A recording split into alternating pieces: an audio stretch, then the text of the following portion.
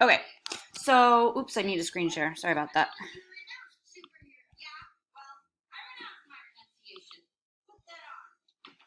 Okay, so we haven't talked about electron configuration for ions, so we're going to talk about that.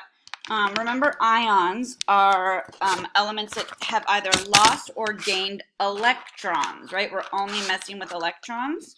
So it's not really that complicated in terms of like what you have to do.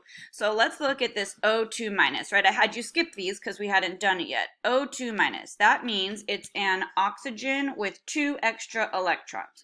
So all you would do is you'll go to your periodic table, okay? You find oxygen. It's atomic number 8, so it has 8 electrons. Okay? It would have, it would have 8 electrons if it was neutral. Okay? Well, it's not neutral.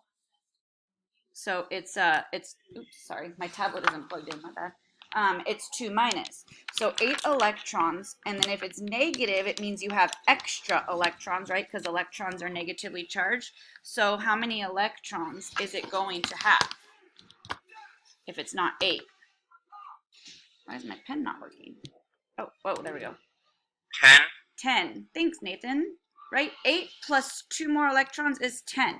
So now when you go to do the electron configuration, you have to account for 10 electrons. So you go on your periodic table, okay, and you go, okay, O2 minus is what's called, it's gained 2 electrons, so it has the same exact electron configuration as neon.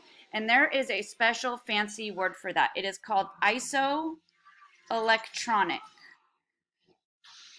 So when oxygen gains 2 electrons, it becomes isoelectronic with neon. That's how it's worded.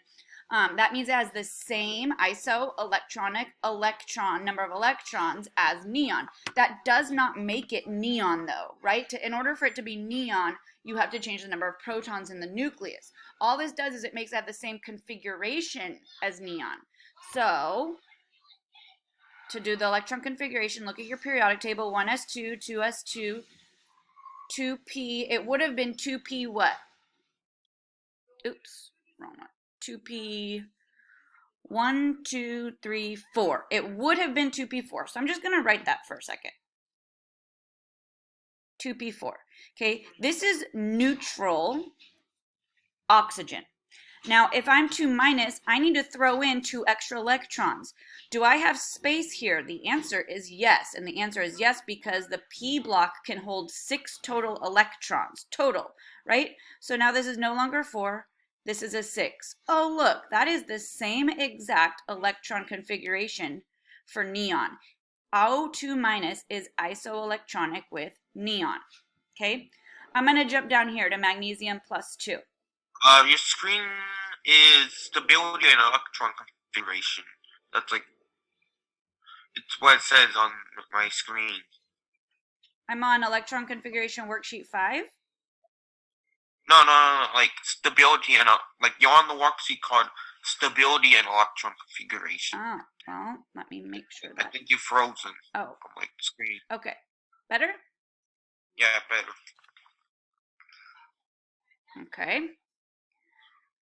So again, 10 electrons, so you have to count for all 10 of them. So I'm going to jump down to magnesium 2 plus ion. Well, what does plus 2 mean in terms of electrons? What has it done with its electrons? How gained or lost? Lost, right? To become positive, you have to get rid of negative charge. So how many did it lose? It lost 2 electrons. So you go to your periodic table and you go, okay, what's magnesium when it's neutral? Well, it's 12 when it's neutral. If it loses 10 electrons, it doesn't have 12 anymore. It has how many? 10. So I'm going to do neutral magnesium. 1s2, 2s2, 2p6, 3s2. This is neutral magnesium. So if I'm going to lose 2 electrons, you will always lose electrons from your valence shell, your outermost energy level first. So look at this guy. This is my outermost energy level, is my highest occupied energy level. I have 2 electrons in there, which is great because I'm going to lose 2. So see you later. Those 2 electrons are now gone. This is the electron configuration for the magnesium ion. Oh, look at that. This is also the electron configuration, for neon. So magnesium, when it loses two electrons, it has 10 electrons, just like neon. So magnesium 2+ ion is isoelectronic with neon. That's like the terminology that we're going to use. So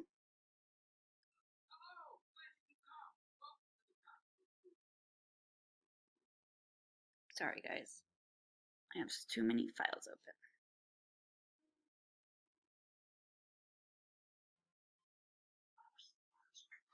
All right, so I'm going to do one more with you. And then I want you to work on the rest. Just right, you only had these that you couldn't do, I'm pretty sure. It was just these that you couldn't do. So calcium 2, or I'm going to do potassium +1. So you go on the periodic table, you find potassium. It's right here. It has 19 electrons. But +1 means it's lost 1 electron. So now it doesn't have 19 electrons. It only has 18 electrons. So number of electrons is 18 because I've lost 1.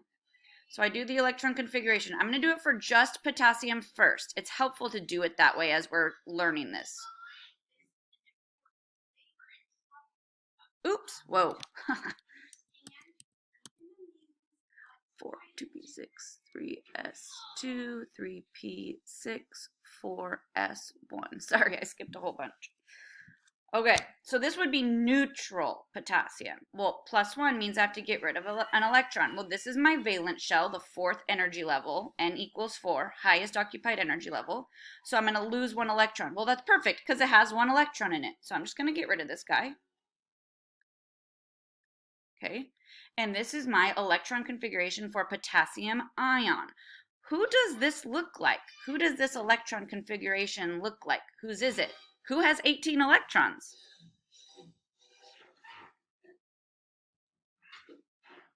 Electrons is argon. So we would say that the potassium ion, K+, is isoelectronic with argon. It isn't argon, it just has the same number of electrons as argon. So I'm going to give you, I know I still have some time, right? Let's see, what time is class officially over? Oh, 2 minutes. I'd like you to work on those. You can check your answers. Okay, and then you'll have a practice worksheet tonight. We're gonna talk about two more things tomorrow, and then we're gonna review, and then your test will be Monday, Tuesday. So